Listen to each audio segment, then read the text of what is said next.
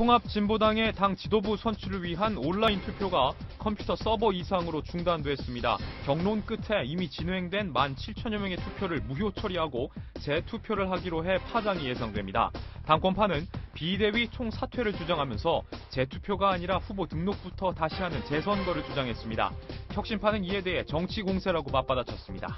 한편 민주통합당 대표 선출 과정에서 불거져 나온 이중투표 의혹에 대해 검찰이 본격적으로 수사에 나섰습니다.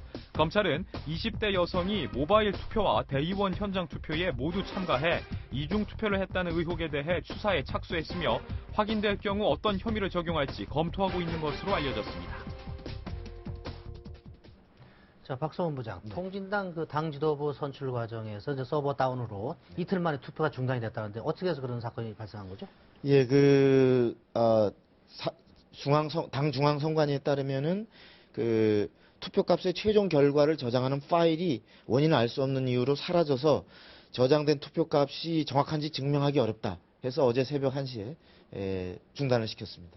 이게 어떻게 보면 굉장히 황당한 사건이잖아요. 당 지도부 경선에서 이런 일이 있을 수 있을까. 그래서 뭐 서버의 노후화다, 또 프로그램의 문제다 이렇게 서로 의견은 다른 것 같은데 이 원인 규명은 됐는지 그리고 앞으로 될 수 있는 사안인지 좀 궁금한데요. 그렇습니다. 그 원인 규명 자체부터가 당권파와 현재 당을 운영하고 있는 혁신파가 아주 첨예하게 엇갈려 있습니다. 현재의 혁신파 비대위는 그 서버의 노후화가 투표 중단의 원인이다.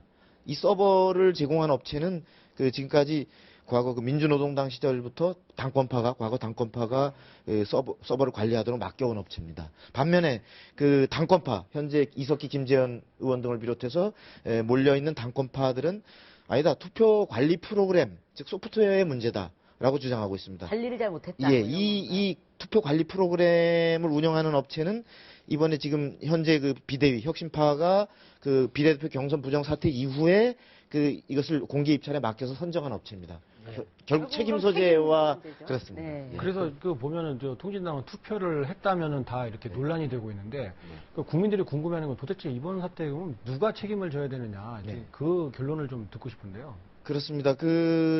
바로 지금 이제 원인 자체가 책임과 직결이 되는데, 그러니까 현재 이 당권파 쪽에서는 이 투표 자체를 관리하고 현재 해온 이 선관위와 비대위가 책임을 져야 한다. 그래서 강기갑 비대위원장 등부터 이러한 책임을 져야 하고, 특히나 강기갑 비대위원장을 비롯해서 비대위 사람들이 현재 혁신파 쪽이 스스로가 당권 경쟁에 많이 나서서 제대로 관리를 못했기 때문에 이런 것이 빚어졌다라고 책임을 지라고 촉구를 하고 있고요. 반면에 혁신파 쪽에서는 이거 2차 진상조사 결과가 이제 나오고 덕혼에 몰리게 된 당권파 쪽에서 전체 판을 뒤집어 엎기 위해서 일부러 투표 전체를 엎은 거 아니냐 이런 의혹을 제기하고 있고. 저는 그 문제에 대한 누가 조사는 하는데 그건 누가 그럼 중립적으로 좀 해서 결론을 낼 수 있는 건가요? 그렇습니다. 예, 현재 조사를 하고 있는데 현재까지의 조사 결과를 보면은 당권파 쪽의 강기갑 당권 후보 그리고 현재 혁신파 쪽의 강기갑 당권 후보와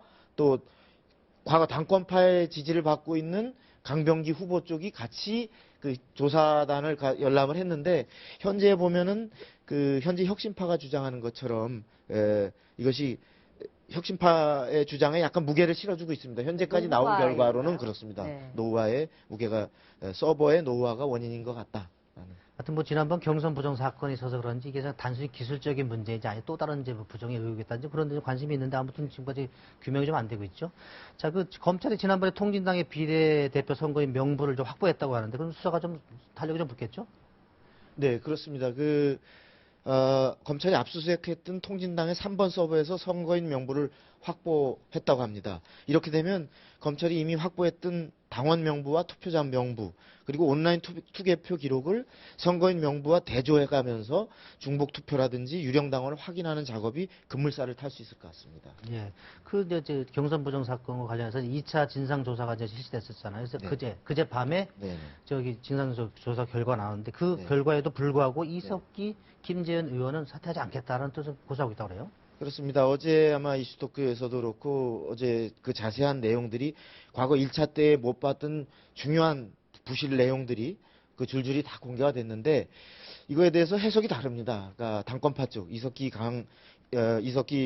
김재현 의원 측은 당초에는 2차 조사 결과를 보고 책임지겠다고 했는데 이 결과에 대해서 뭐라고 하냐면 2차 조사 결과도 매우 사실적 근거가 취약한 만큼 사퇴 시기를 말하는 것은 적절치 않다라고 현재 외면하고 있습니다. 예, 다음은 저기 새누리당의 경선과 관련된 얘기 좀 해보겠습니다. 이 경선 룰과 관련돼서 이제 친박 비박 간에 굉장히 갈등이 좀 심했었는데 결국은 이제 대선 경선을 순회 투표 없이 실시하기로 했다 이런 결론이 보도가 됐어요. 네, 그렇습니다.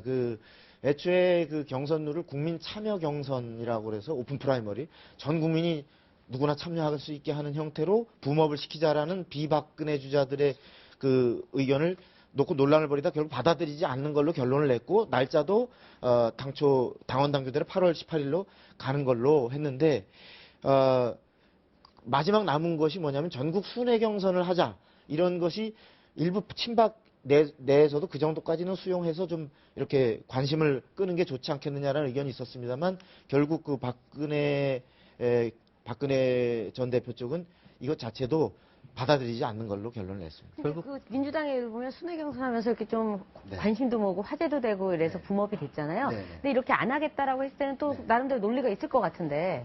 그 논리는 네. 한마디로 붐업이 되려면 무슨 키가 비슷비슷해야 되는데 네. 워낙에 지지율 격차가 커서 어차피 안 된다. 예, 전국을 돌면서 한들 그것이 새삼 붐업에 기여하는 효과가 없다. 네. 오히려 그렇게 일종의 보여주기 쇼, 흥행 쇼를 하느니 국민들에게 비전과 정책을 갖고 충실히 준비해서 깊숙이 국민들에게 파고 들어가는 정책으로 야당과 차별하는 것이 오히려 더 효과적이다 이런 결론을 낸 것 같습니다. 뭐 특별히 흥행은 큰 기대를 할 수 없고 어차피 요식 행위로라도 한 번에서 끝내자 뭐 이런 결론인 것 같습니다. 네.